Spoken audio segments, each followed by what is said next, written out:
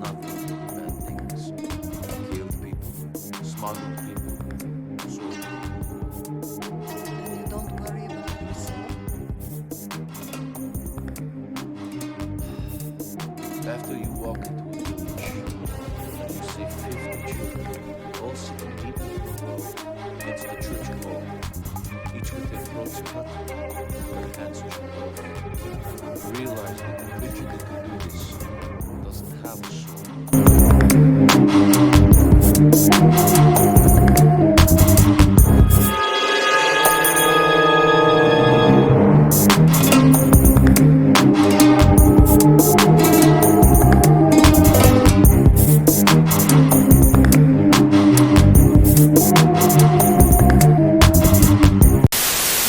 Hello everyone, welcome, my name is Phoenix and this is the Consumer's Guide to Video Games.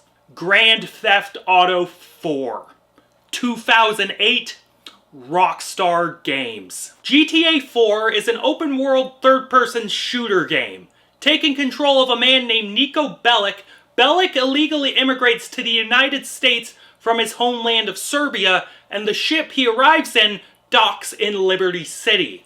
Meeting up with his cousin Roman, Roman seeks to live the big American dream, but Niko has other plans. Niko, having tracked down some of his old squad that betrayed him and his other squad mates, Niko looks to exact revenge on them while trying to piece together a new life.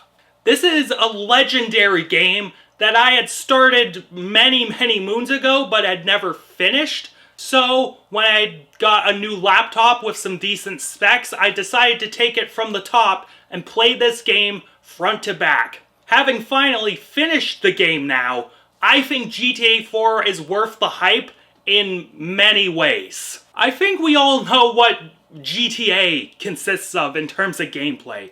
Guns, cars, money, debauchery of all sorts. You can do most anything in Liberty City. What we have to talk about here is how well GTA 4 does this formula. To me, I think GTA 4 is the perfect distillation of what the old GTA games were all about. The old GTA games being 3, Vice City, San Andreas, and I guess this one. Part of why I never really gelled with the old GTA games was their arcade shooting mechanics and the old game clunk. In GTA 4, Rockstar modernized the former, the arcade shooting mechanics, by adding cover mechanics.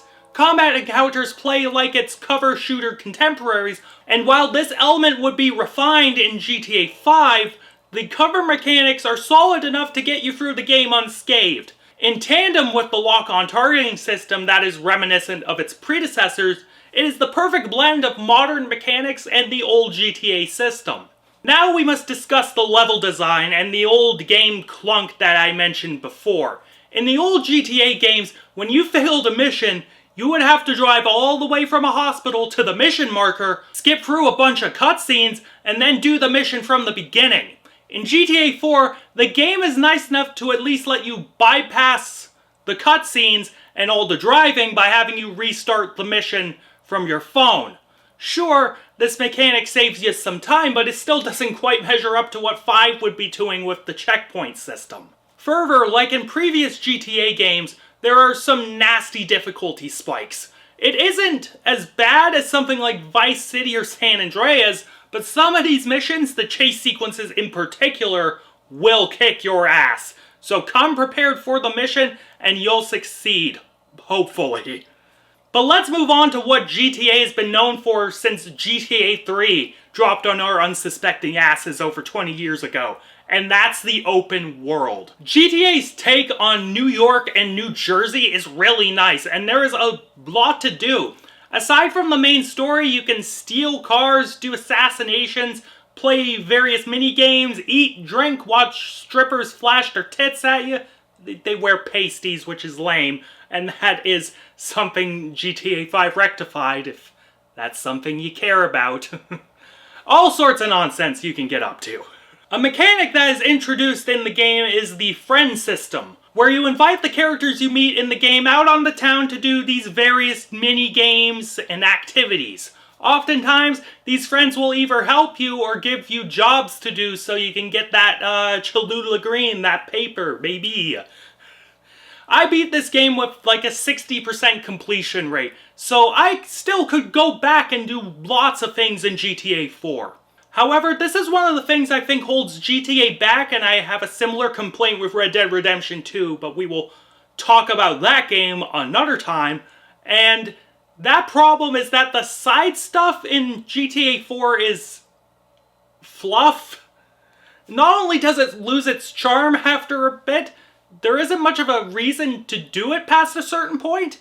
After doing a certain mission in the game, money becomes no object. You get a fuck ton of cash, and you never really need to worry about re-upping on ammo or health. So why do I even need to do all this side stuff if one main mission made me OP as fuck? Both the GTA game before and after this, I think, had a more robust and better balanced game world, in that the side stuff you do is much more meaningful and beneficial to you, with the game making that very clear.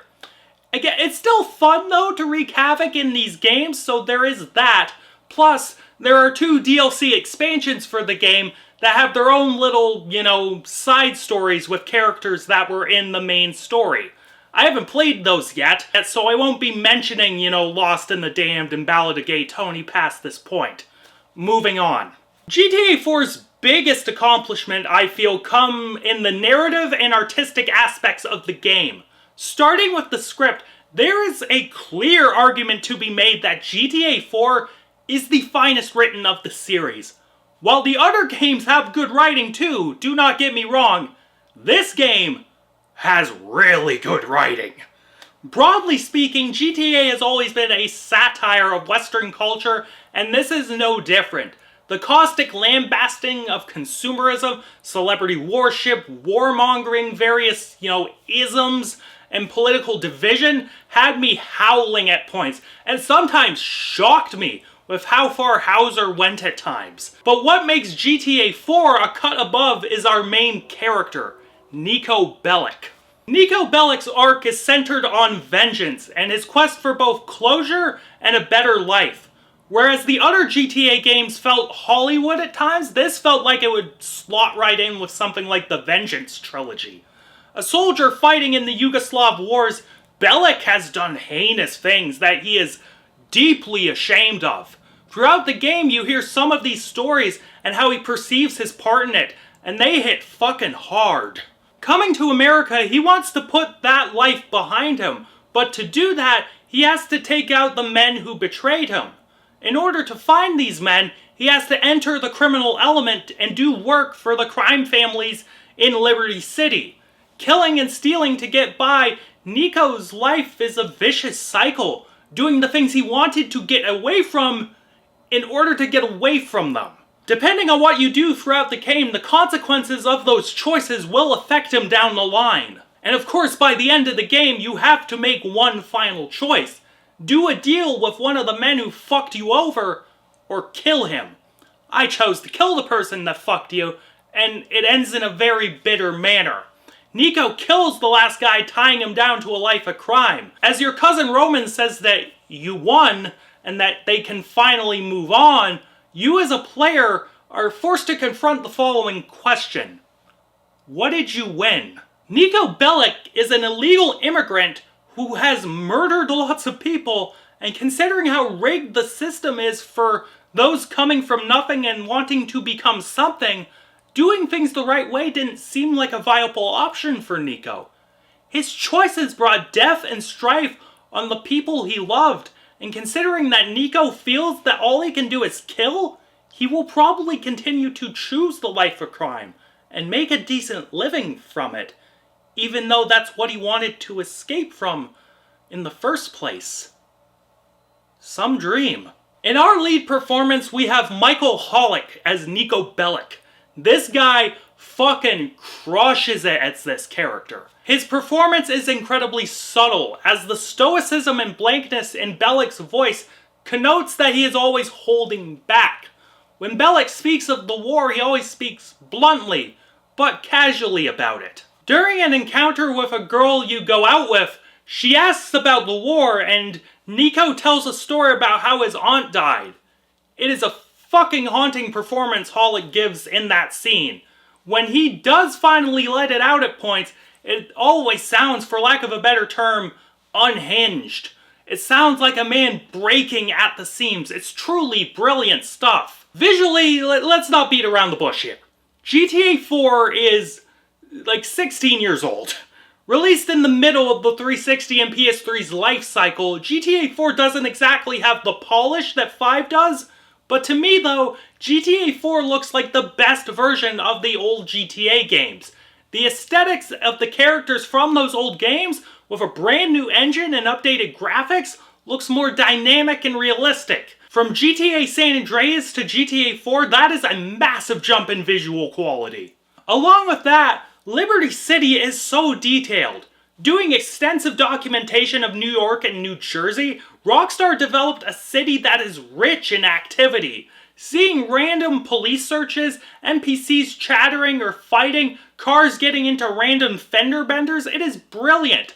I played this game on my new laptop like I talked about earlier, and I set all the graphic settings to like full blast, and it looks even more gorgeous than it probably does on a console. Sure, it can get a bit rough around the edges with draw distances and animations once in a while, but as a whole, this game is really nice to look at. Then we get to one of the things that GTA is most known for, and that is the music. There's only one original piece of music in the game, and that's the opening theme. It's the thing you heard at the beginning of the video. And it's an Eastern European tinged rap beat. This beat is honestly just fire, and it sets the tone perfectly. Then as stings, we get slight variations of that beat to signify mission completion and whatnot. That works too. The score, though, is not what takes center stage. The main attraction in terms of music is the soundtrack. In GTA 4, you can drive around and listen to the radio stations of Liberty City. In terms of tracks and songs, it isn't necessarily my favorite GTA soundtrack. I think the other games excel more in quality bangers. To me though, what I love about the soundtrack is how it beautifully reflects the setting. When you think of New York City, what sorts of music do you think of? For me, New York City is defined by hip-hop, punk, and jazz. In GTA 4, you get both a modern and classic hip-hop station showcasing East Coast rappers. You also get jazz and jazz fusion stations playing the smoothest sounds. As well, you get a hardcore punk station where you can hear all the D-beat fucking power violence hardcore bullshit you desire, as well as a random At the Gates song. That song actually had a in-world purpose for being on that station because Max Cavalera of Sepultura was hosting like a history of death metal or extreme metal segment on that station for whatever reason. And yeah, that's why the song was on the station. Yeah, the song was Slaughter of the Soul. Yeah, banger song. But like, you know, it sticks out on that station. There are also electronic music stations, classic rock and a modern/indie rock station, reggae and dub stations for the Caribbean, Jamaican population of the city, a Russian rap and pop station for the more like Eastern European oriented folks, talk radio full of insane comedic skits, so on and so on. Then we have my favorite station, Independence FM. This station plays your own music. Just plop your music files into the game folder, and off you go. I had a nice smattering of metal, rock, rap, pop, and some IDM as well. With you orchestrating the music, songs that you wouldn't think of working in a GTA game could end up affecting the emotional impact of certain scenes. During the scene where Roman is discovering that the mob is going scorched earth on him, I had Aphex Twin's Heliospan playing, and that scene went fucking hard with that piece as the soundtrack, let me tell you. So, look, this game isn't as polished as GTA 5 or necessarily as expansive as San Andreas, but to me, GTA 4 was a big step forward, and I respect it for setting the stage for what was to come later. Making fundamental improvements to core gameplay and updating the visuals nicely, GTA 4 I feel acts as the perfect bridge between the Gen Xers who were fucking shit up in Vice City and San Andreas and the Zoomers who are going to experience the absolute behemoth that will be GTA 6. Not to mention, the story is fucking amazing and the option to create your own soundtrack is incredible. Definitely pick this up on Steam if you want to experience a classic of the 360 era and see how Rockstar evolved over the years. Recommend it. And I am feeling an 8 to an 8.5 out of 10 on this one. I think it might just be an 8.5 when I play the expansion content. Catch you later, guys. Fuck, this video's long.